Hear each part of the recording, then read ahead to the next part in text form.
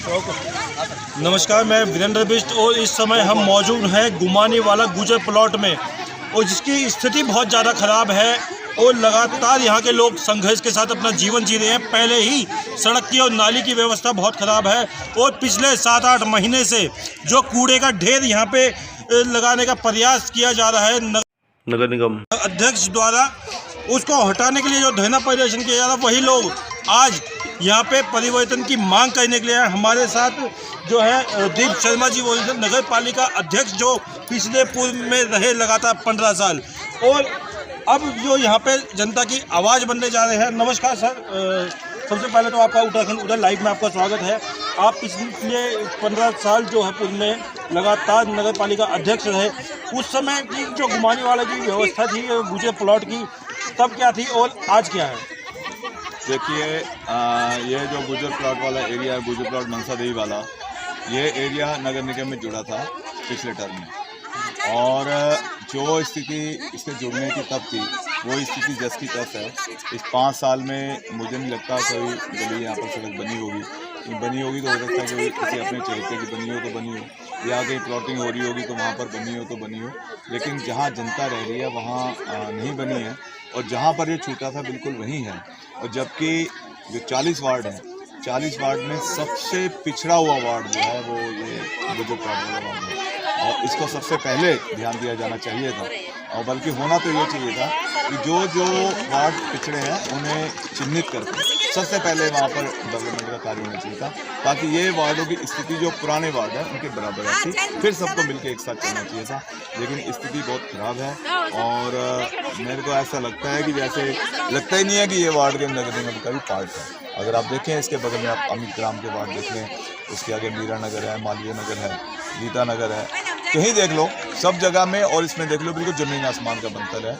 कोई काम इसमें हुआ नहीं है, ध्यान दिया ही नहीं गया है, और मुझे लगता है कि हो सकता है उनको दिमाग में ही ना होगी ये वार्ड भी हमारे यहाँ पे है, और उनको देखना चाहिए था, मेरे को आना चाहिए था, और कहीं कुछ शुरुआत तो करते, जैसे शुरुआत करते, सारा तो नहीं हो जाता, 15%, 20%, 50% कहीं तो पहुँचते, कुछ तो कोशिश करते, लेकिन वैसा ही है।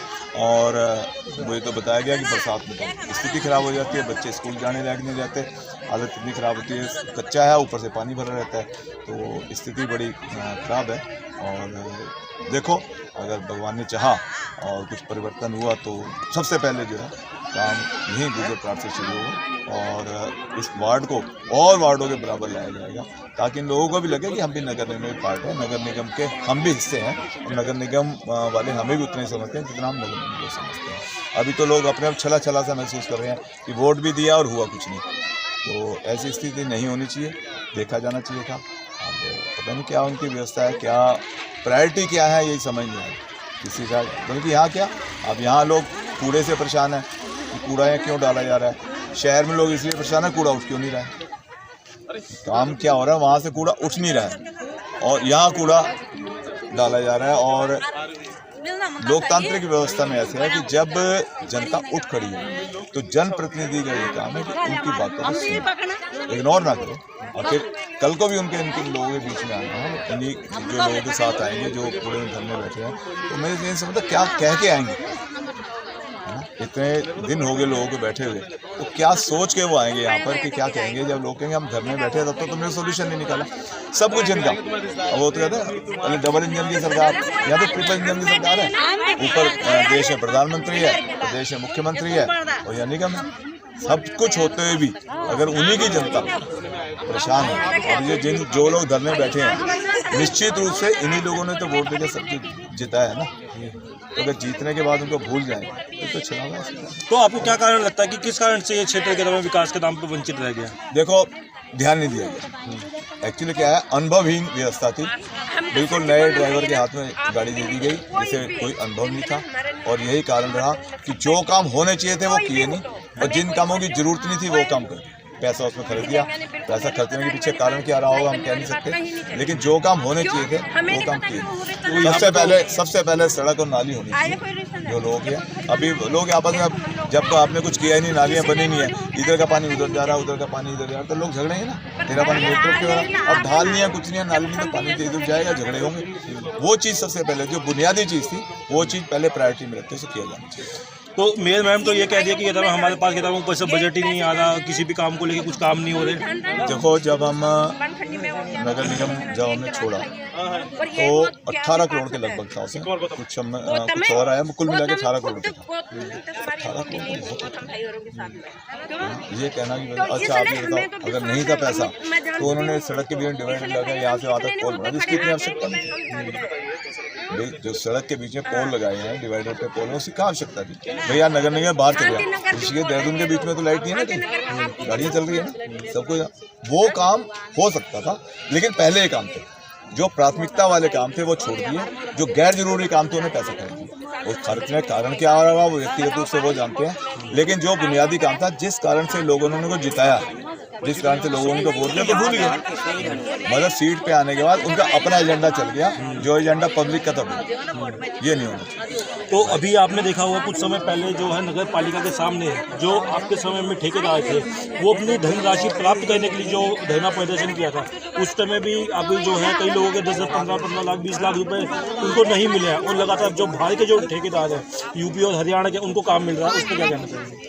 अब इसे मैं क्या कह सकता हूँ, देखो अगर हर आदमी है, हर आदमी कोई काम करता है या कोई फैक्ट्री खुलती है या कुछ भी खुलेगा, तो ये कोशिश होता है कि स्थानीय लोग इसमें एडजस्ट हो। तो अगर नगर निगम बहुत बड़े काम नहीं, तो करोड़ों के काम नहीं होते, 10 लाख का, 15 लाख का, 20 लाख का, 5 लाख का, 2 लाख का। अगर छोटे छोटे ठेकेदार लोग वहाँ काम कर रहे हैं तो उन्हें प्राथमिकता दी जानी चाहिए, उनकी पेमेंट की जानी चाहिए। अब उन्होंने काम दूसरों को दे दिया, उसके पीछे ठेकेदारों काम करने के पीछे मतलब समझ ही सकते हैं, कुछ ना कुछ स्वार्थ रहा होगा, उनको काम दे दिया, उनकी पेमेंट भी हो गई, और जो ऑलरेडी छोटे छोटे काम कर रहे हैं वो बेचारे सन्नाटा हो गया।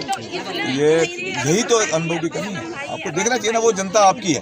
अगर बाहर से वो ठेकेदार आ रहा है, कोई लखनऊ दिल्ली से आ रहा है, गाजियाबाद से आ रहा है, तो आपका नहीं है ना, वो सिर्फ पैसा कमाने के लिए आ रहा है। और उसके वो तो जो गाजियाबाद से लखनऊ से यहाँ पर आ रहा है, उसके बाद तो पूरी दुनिया घूमने के लिए उसका इतनी व्यवस्था है कि सब जगह जाके काम कर सकता है। लेकिन जो यहीं पर है उसलिए तो नगर निगम में छोटे छोटे डिपार्टमेंट है, उनको ध्यान रखना चाहिए। अब छोटे छोटे लोग ही अगर तुम बाहर कर दोगे सब बेरोजगार हो जाएंगे। तो आप इस बात को मानते हैं कि बजट का बंटाधार किया जा रहा है पूरी तरीके से? बंटाधार हो ही गया ना, ठेकेदार हो, आप जब ठेकेदार हो रहे हैं पैसा नहीं मिल रहा है तो बंटाधार तो हो ही गया।